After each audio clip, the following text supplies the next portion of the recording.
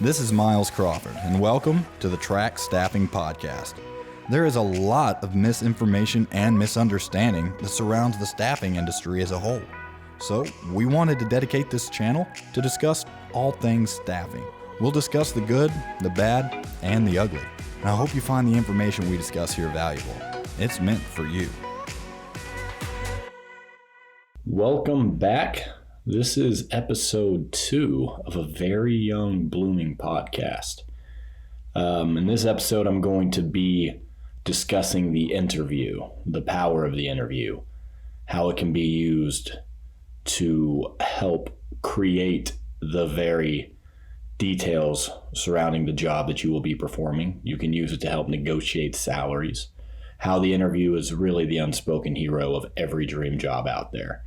I posted about it a little bit on social media and got some feedback and figured this would be a good next podcast topic. And we'll do a few different series on different aspects of career advice and tips. And this will be the first in that series. So I'm going to start by reading a couple of quick blogs that I wrote to kind of set the stage for this conversation. They're short, a couple of paragraphs apiece, so it won't take too long. But just so you know where this conversation sort of originated and how we got here. You can find these articles on the website, tracstaffing.com, as you can see here. Job seeking tip, know your value. Business is a pretty simple game at the end of the day. Whether it's a nonprofit organization, a privately owned small business, a Fortune 500 company, or operations within government, there's a mandate to bring in more revenue than is spent. If you spend $1, you'd better generate at least $1 back in return if you want to make another payroll. That is, keep the lights on. This is true regardless of the company or organization that you work for. So it's understandable why an employer will be incentivized to try and hire you for the minimum amount they can. That's just smart operations. That's their obligation if they want to continue to operate and provide services. But at the same time, you, the job seeker, have an obligation to yourself and those who depend on you to earn a comfortable level of income. I feel like this point is worth elaborating on a little bit. You'll see job postings that say Arkansas, it's $10 an hour is minimum wage now. So $10 an hour, $11 an hour, $12 an hour. Some companies really cannot afford more than the wage that they're advertising, especially small businesses come to mind. They're usually a little more cash strapped and don't have as many resources readily available, which is one of the reasons, that's one of the challenges of a small business is they have to work on a very small budget, lean operations, and usually have a hard time competing for the top talent in the marketplace because of the limitations there. But other times, that dollar that you'll see posted is negotiable. It's arbitrary. It's a starting point. It's not the end game. So if you're qualified and you see a position for $45,000, $60,000, $75,000, $80,000, whatever it may be, and you look at that and you think, man, I really need 5 or 10 more, and you scroll on past it, you could be missing out on a great opportunity. A lot of those, that wage is for what maybe they expect. And just to stick with this theme, they have a responsibility to the organization to secure talent for the minimum amount necessary. A company has to turn a profit. That's its purpose, is to provide quality service and turn a profit. If it does not generate more income than its expenditures, it no longer exists. No matter how well-intentioned Tom's shoes might be, they're not sending shoes to needy children anymore if they're not pricing the products right and if their expenses get out of hand and they start paying employees too much. So keep that in mind. Employers aren't these big, nasty, evil entities. They have a very real reason for trying to and wanting to successfully obtain the talent they can for the bottom dollar, just like you would try to buy. If you had 2 comparable pair of shoes, one's $70, one's $50, other than that, identical, you're going with the $50. It makes sense fiscally. So don't be turned off by employers allegedly paying lower for a position than you feel they should be. Don't just complain about it either. Put a strategy together and try to deal with that. Try to resolve the issue. Don't complain about it. And then to go on, sometimes these two salary interpretations are the same for both parties, and that's great. But oftentimes there's a divergence.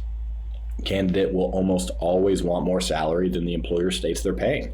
And if the candidate is experienced and provides a legitimate skill set and or value, I feel like we need to emphasize that because that is very important. If the candidate is experienced and provides a legitimate skill set and or value to the position they are applying for, they can usually make a strong case to negotiate for higher wages. If you just feel entitled or you just don't want to work for that little, if you do not have the experience, if you do not have the value to back up the dollar amount you are asking for, you're going to be in a very uncomfortable situation, even if you get that job, because you're not going to likely live up to the expectations that salary comes with, and that will not bode for you and that organization's relationship well. There's a lot more to be said, but anyways, don't unfairly negotiate out of greed, essentially is the concept. But this responsibility lies solely on the candidate. It's your responsibility to perform your own research to know what the position you're applying for pays or can pay in a given area. Perform an internet search and ask around to learn what the salary range is, low and high, in that geographic region for that same type of work. Yes, the location of where you're employed matters. You're not going to be able to demand New York City or Silicon Valley level wages in the Fort Smith, Arkansas region. So be realistic, but it is also 100% on you to know what your skills are and worth in any given marketplace. So perform your due diligence, get hired at the rate of pay that you believe you are, once again, honestly worth. On the other hand, if you don't have much or any relevant experience, don't try to negotiate on the front end. That will just appear greedy. We covered that. It's been a couple weeks since I wrote this, but glad to know I still believe what I wrote. Start where you can for what the employer will pay you, then work your way up. Then you can leverage that experience you stand to gain for future promotions, pay raises, or to negotiate higher salary at your next job. So this closing line reemphasizes the importance of an interview and why it's, I feel, paramount to discuss and understand the interview. Start where you can for what you can with the employer and what they will pay you. Then work your way up. It's fairly common knowledge the quickest way to get a pay raise is actually by switching jobs. Unfortunately, I'm not a big fan of job hopping, and most of the time companies that are hiring also do not like that. That's a red flag. Nobody wants to invest in somebody and train them just so they leave in 18 months. That's bad business once again. But once you gain more experience and you gain education, you have that, your negotiating salary, maybe even within your company, goes up and you can begin to negotiate for higher wages. One of the quickest ways. And then use it to negotiate higher salary at your next job. Most of you are probably aware that career opportunities do not last as long as they used to. You no longer go to work at the mill for 45 to 50 years and then retire with a gold watch and a pension. That's not how the labor markets work, have not been that way for some time. And to highlight that, I pulled up this article that we will reference. Survey research conducted by economist Lawrence Katz of Harvard University and Alan Kruger at Princeton University shows that from 2005 to 2015, the proportion of American workers engaged in what they refer to as alternative work jumped from 10.7 to 15.8%. Now, that's not the important thing. Read down below the graph. The findings of what that number means is we find that 94% of net job growth in the past decade, 2005 to 2015, 94% of net job growth in that decade was in the alternative work category, which is classified as independent contractors, freelancers, and contract company workers, including staffing companies. Yes, our industry is very relevant and very much growing in all sectors from healthcare at all levels of healthcare to IT to manufacturing, etc. Staffing companies are adapting, growing, evolving, and it looks as though they will be a labor market player and facilitator of skilled labor well into the future. Anyways, 94%. Why this is important. 94% of new jobs created in the period of 2005 to 2015 were in what I call finite camps, meaning these are not jobs that if you get hired, the employer shakes your hand and says, do a good job and we'll keep you here. You get hired to perform one finite project, scope of work. You are employed for X, a defined period, as an independent contractor, freelancer, or contract company worker, meaning your stints of employment, the type of occupation we're likely to continue to see increase and increase and increase over the next decade, plural, is going to be this finite work, this limited scope work, which means you are going to be interviewing for new work opportunities after that project or that scope of employment has been finished, which means the interview is only going to become more and more relevant in your career. So becoming good at interviewing is going to directly correlate to how successful you are in the labor market, the wages you are able to demand, the projects you are able to win, the level of competence people perceive you to have.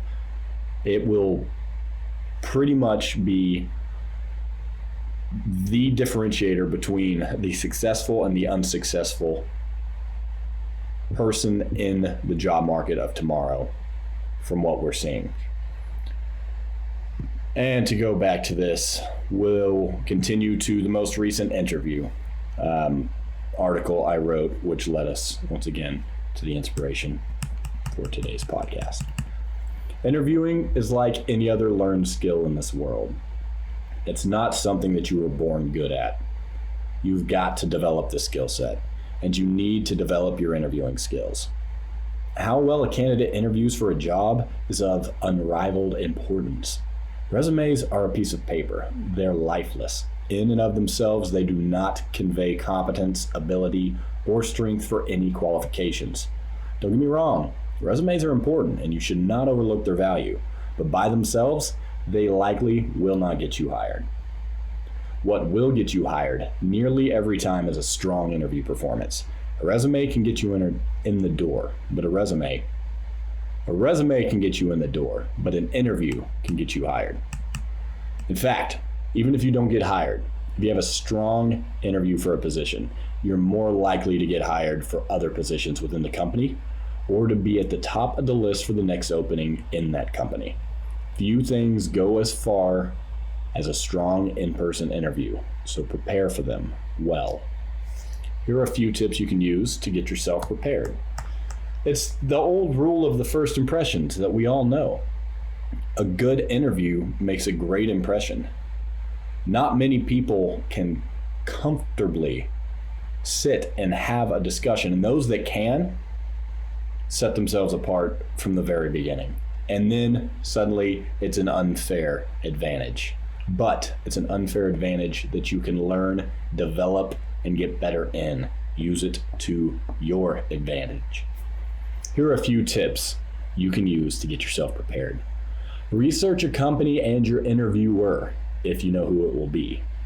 If you're communicating via email, it's usually from their email address. Sometimes it's just a general hr@acompany.com, but if you have an idea of who it is, research them. LinkedIn, Facebook, internet, they're probably somewhere. This, if nothing else, even if you can't find a lot about them, just knowing who they are, what they look like, can help make you more comfortable and more prepared for the environment that you're about to interview in. This is a simple step that anyone with internet access can do, and surprisingly, taking the time to do this can help set you apart to your interviewer. Not only does it display the fact that you have the ability to take initiative, it shows, don't tell them that you researched them. That's strange. You can tell them you researched the company, not them personally. That's weird.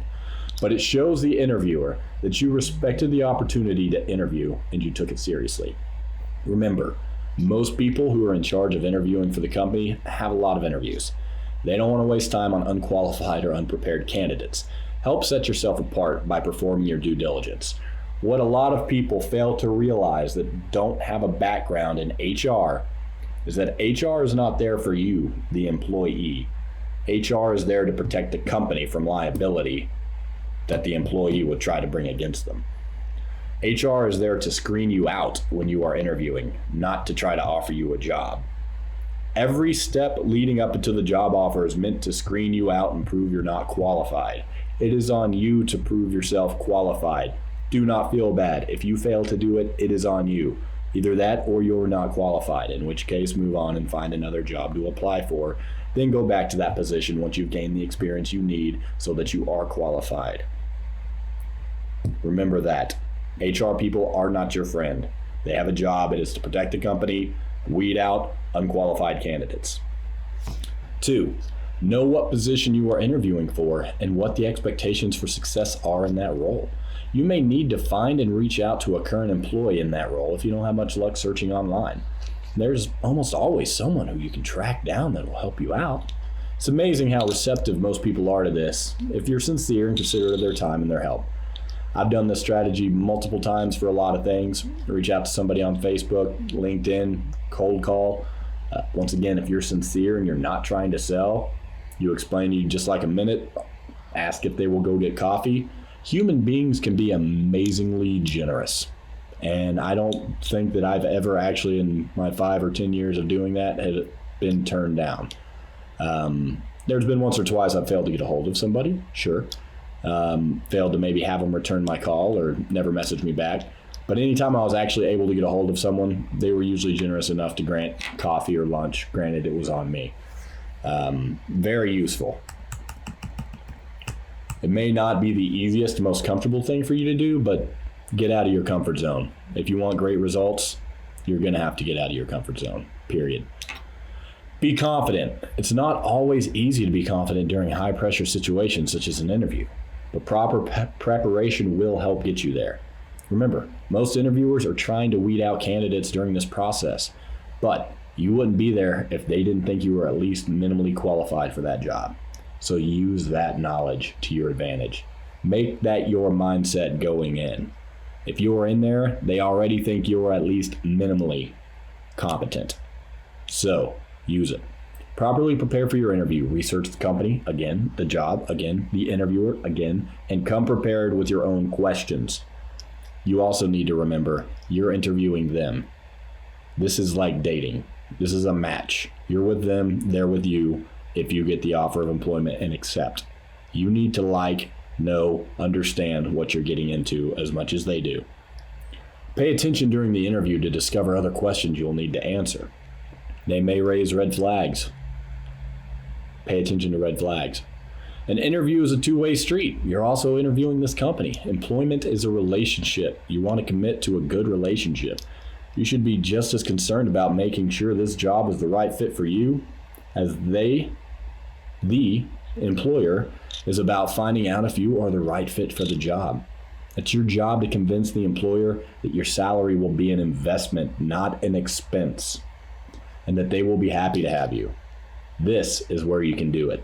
There's no limit the value of a strong interview has. So practice, practice, practice. Remember, don't go in there.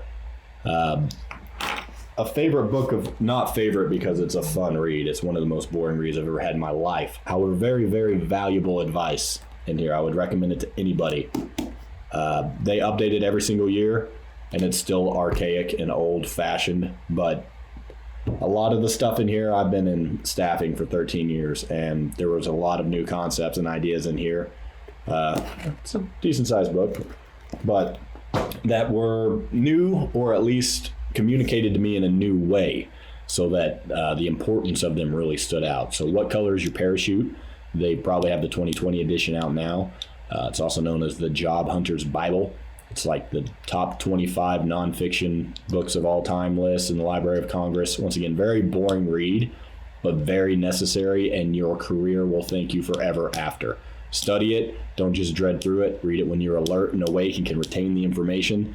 This isn't going to be some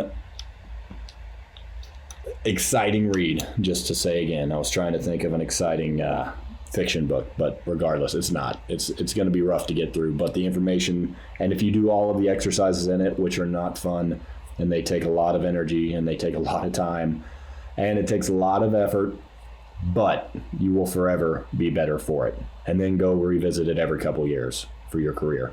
Great. Anyways, I've got a lot of advice out of that, so I'm kind of giving you some of the cliff notes and things that I've gleaned from that in the meantime. But if you want the full benefit of that book, I would highly recommend you go get it and then just deal with it. So, but a lot of the advice I give will be from that. A lot of the courses we cover on career advice, tips, navigating careers, things of that nature. A lot of things I will pull from that book, and I'll try to reference that as often as I can. But you'll hear me talk about what color is your parachute fairly often. So, it's a relationship. You are an investment. You're not an expense. And it is up to you, once again, to realize that. If you go in thinking that you're, this is what I was getting at, a job beggar is a term they use in what color is your parachute. You're going to act like a job beggar, and you are not going to have the confidence you need to exude to stand out. You're not going to be able to have a strong interview. You're going to be insecure. You need to realize you are not a job beggar. You are coming to bring that company a valuable skill set that demands X amount of dollars in the marketplace. It's as simple as that. Be ready and be confident with that approach. The salary should be an investment, not an expense. A strong interview can help you negotiate a higher salary and even the details of your job description. And I believe it was this line here that piqued some folks' interest. Jobs that people love doing rarely just happen. You know that. We see people that have a quote-unquote dream job.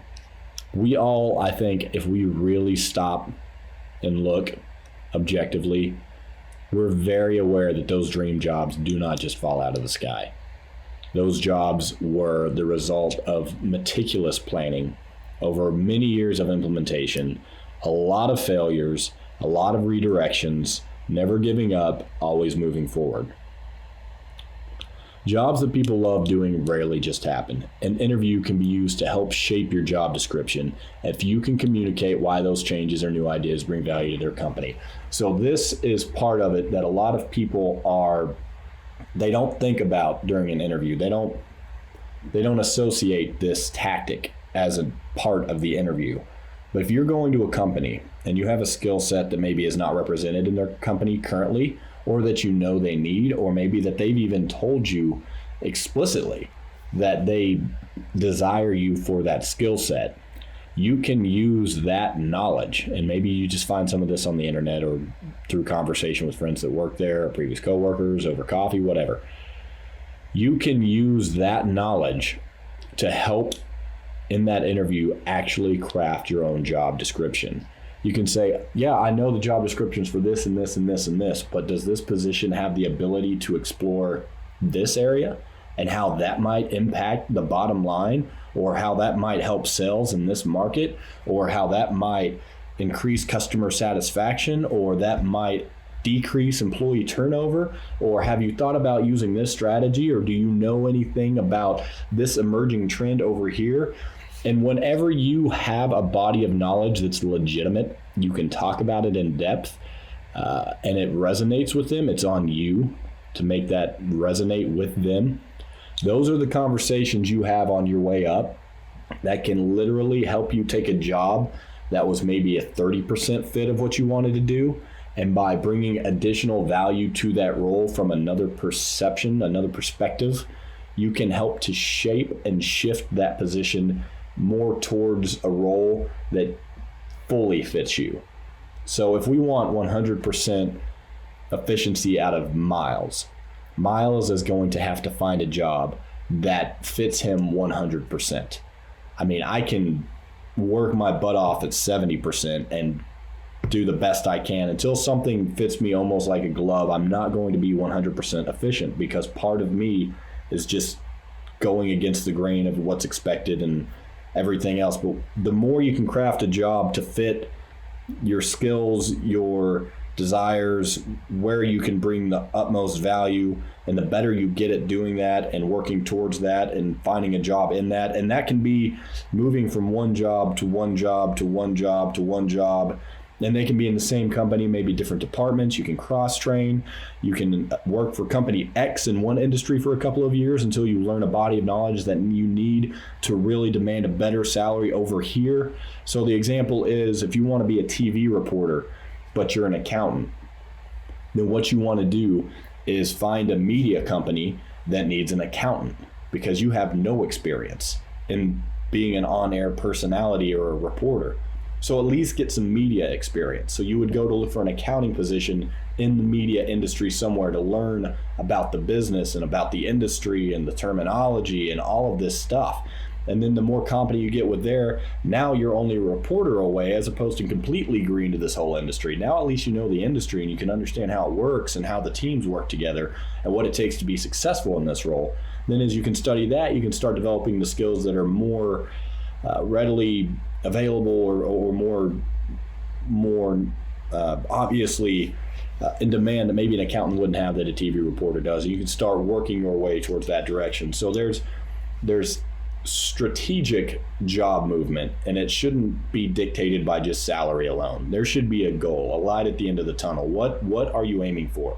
And progress is like this. It's circular, then you fall, but you keep moving forward, fall.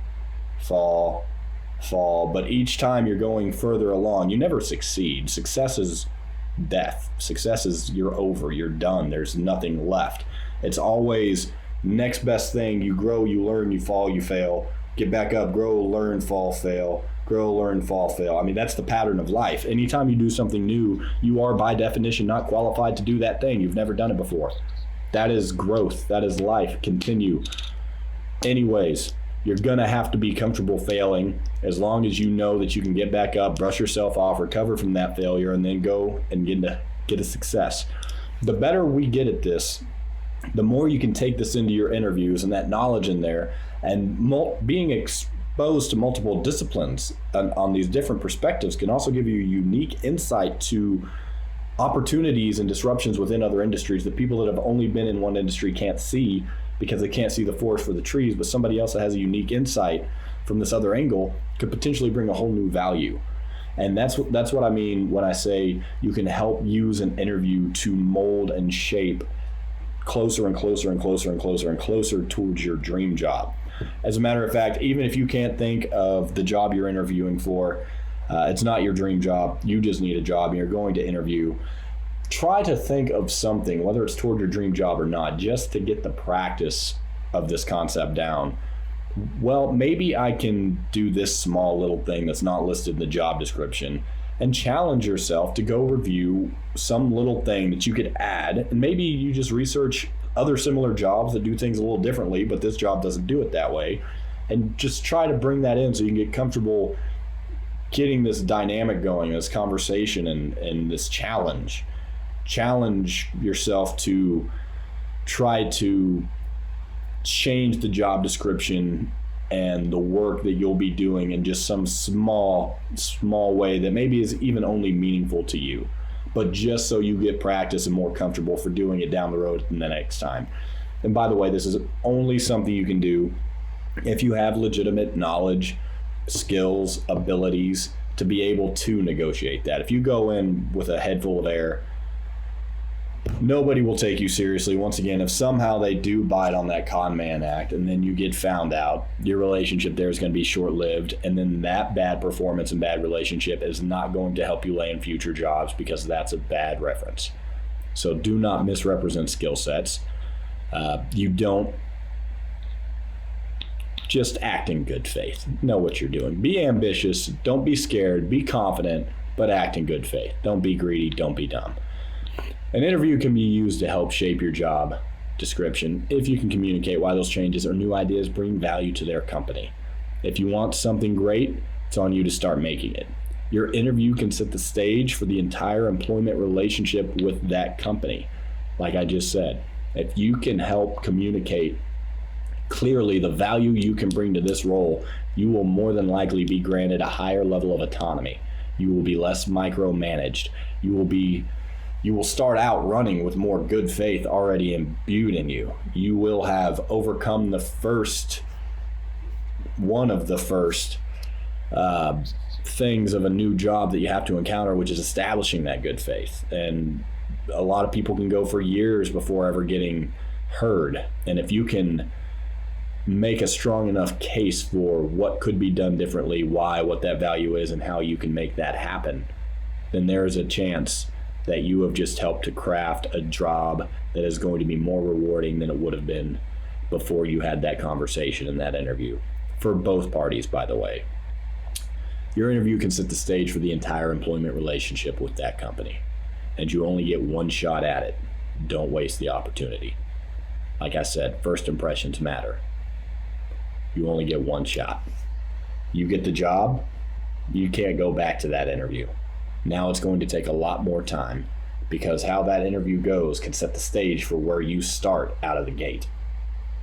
And it's once you get started out of that gate, it's going to be a little bit more hard to redirect the angle that you're going. You can do it, but it's going to take some time, and it's not going to be as efficient as straight out of the gate. And one thing I wanted to cover is this. I think this helps for people that don't have a perspective from the employer side, that haven't been on the hiring side of the relationship with an employee. This is a very interesting, once again, this is from What Color Is Your Parachute, this diagram. This is a very interesting graph, and it works perfectly inverted to represent two different interests. Many, if not most, employers hunt for job hunters in the exact opposite way from how most job hunters hunt for them. It's very interesting. So, the way a typical employer prefers to fill a vacancy, on the left there you can see 1, from within, promotion of a full-time employee, or promotion of a present part-time employee, or hiring a former consultant for in-house or they want someone that's already on board and familiar with the organization. So, the implication for job hunters, which obviously if you're outside the organization is the worst thing you want them doing, which is why it's at the top of the pyramid for you, but it's number 1 for the employer. So the implication for job hunters is see if you can get hired in an organization you have chosen as a temp, contract worker, or consultant. Holler at your boy. Aiming at a full-time position only later or not at all. Then number 2, using proof. Hiring an unknown job hunter who brings proof of what he or she can do with regards to the skills needed. Portfolio, previous wins, things of that nature. Implication for the job hunters is if you're a programmer, bring a program you've done with its code. If you're a photographer, bring photos, blah, blah, blah. Case study, bring case studies. Number 3, using a best friend or business colleague. Hiring someone whose work a trusted friend of yours has seen. So this is a referral. Referrals are among the most common ways employers hire, even if they have the job posted. So we're just now kind of getting to jobs being posted. Number 4, using an agency that they trust. Once again, this may be a recruiter or search firm the employer has hired, a private employment agency, both of which have checked you out on behalf of the employer. If you're on the job market trying to get in, some employers only hire through agencies. Their internal HR departments are not made for hiring, interviewing, and screening. They're made for operations. Not onboarding and new hires. So no shame in going through an agency. Like I said earlier, every single industry sector uses us at all scales in some way. Our industry is hugely impactful to the American economy, the amount of jobs placed weekly, millions across the US, and the amounts of payroll easily in the billions. It's legit. So use agencies if you need to. Please don't die on that hill. Using an ad they've placed online or newspaper, blah, blah, blah, and using a resume. So then going back is using resumes the easiest, so that's why it's the employees, the job seeker's favorite. Using an ad, applying on Indeed, it's easy. Using an agency, a little more, uncomfortable. They've got to go apply. By the way, that's a legitimate interview if you're going through an executive search firm, a staffing company, whatever it may be. Those people are the employer. They determine who gets placed. Dress well, brush your teeth, comb your hair. It is an interview. Dress to impress, do the part. Number 3. Number 4, using a best friend or business colleague. This is the referral. This is the word of mouth. This is finding somebody there that actually thinks decent enough of you to recommend you. Can be challenging for some of you folks, I'm sure. So, set the bar low on that if it is. 5, using proof, hiring an unknown job hunter who brings proof of what he or she can do with regards to the skills needed. Obviously, this is a little bit more hard. Not many people walk around with a portfolio of their wins, successes, abilities, and projects that they've done. But if you have one, that's a great way to get noticed. And then 6, from within, obviously you have to be hired from that organization in order to get in. So start at the bottom, then get here. You can do that. I just thought that was an interesting graph. So for an employer, it's kind of risk mitigation, hiring what they know, what's proven, all the way down to going all the way out and taking a leap of faith. Pulled this up, and we'll close with this. I saw this gentleman, Andrew Seaman, reference an article by Kyle Elliott. Kyle and I had a little back and forth on his article here, but it's called The Hidden Job Market. Many job seekers hear about the hidden job market, but the name's often deceiving. So hidden job market is simply this. It could be this one, scale 2 or 5, depending on which line you're looking at, or 6, and 1 and 6, could even be 3 and 4. Hidden job market is essentially jobs that do or could potentially exist. Employers could make room for them within their organization. They're just not publicly listed. They're not publicly and actively recruiting for those positions. But if you have a specific skill set with an employer, and you have relationships, or if you don't, work to create relationships with that employer if you would like to work there, you can, a lot of times, and the point I made on this was that, oh, there we go. I would posit that 90% of folks who find themselves in their dream jobs got there through either entrepreneurship, meaning starting their own business more than likely, or by this method. Dream jobs don't just fall into your lap. You've got to be intentional and take unconventional methods to find and create them. And then Kyle, the author, kindly responded, I would not be surprised if this number were true, Miles. Many jobs are landed by way of networking. He's talking about landing, I'm talking about outright creating. Companies, if they, once again, smaller businesses may not have the ability to do this in many cases, but companies, if they have the resources, can create jobs. And once again, that salary to them is perceived as an investment and not an expense. They can bring somebody on for whatever their salary demands if their knowledge, skills, and ability can demand that easily, and then you've created your own job. You can do that through entrepreneurship. You know, you work for yourself a couple of years, proof of concept, so you've taken the risk out of an employer, and then you can go to an employer and say, hey, I developed this body of knowledge, the skills, these contacts, these networks, I can bring this value to you. That company could say, I'll hire you to do, and who cares what the title is, garbage man, for all we care, business development, outside sales, CEO, whatever it may be, anything in between. I will hire you to do that skill set that you've just developed on your unique path for this dollar. That's through the entrepreneurship route.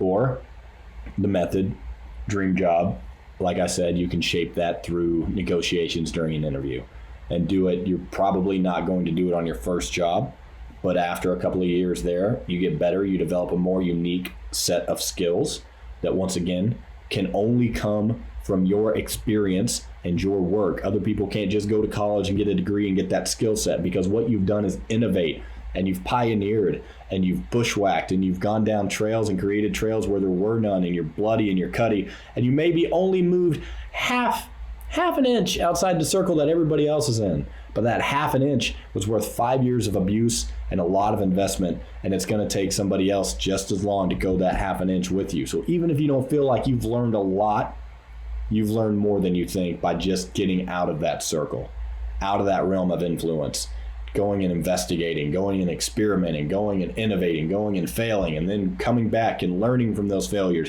Whether you've had any successes or not, whether you started a business and it failed, as long as you know what you tried didn't work and maybe why it didn't work, you're already better than somebody that didn't try that. So your value is more, because now you know something about an unknown landscape that nobody else knows.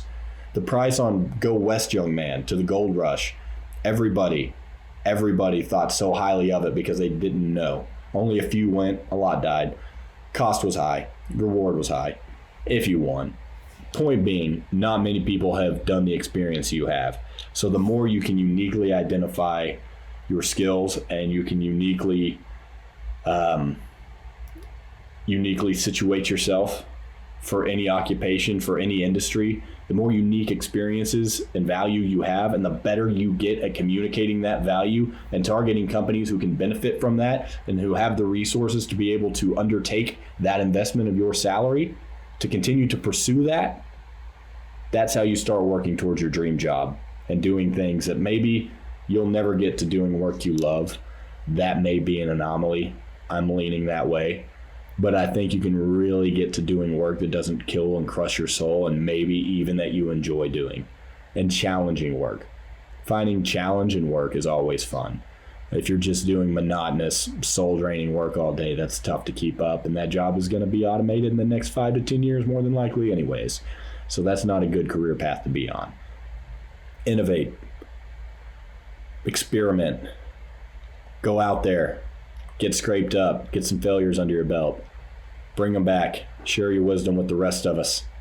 Tell us what the big, mean, scary world's like. We'll pay you for it. Thank you. I look forward to hearing everybody's feedback. Godspeed. Thank you for listening. And now it's time to get back to work.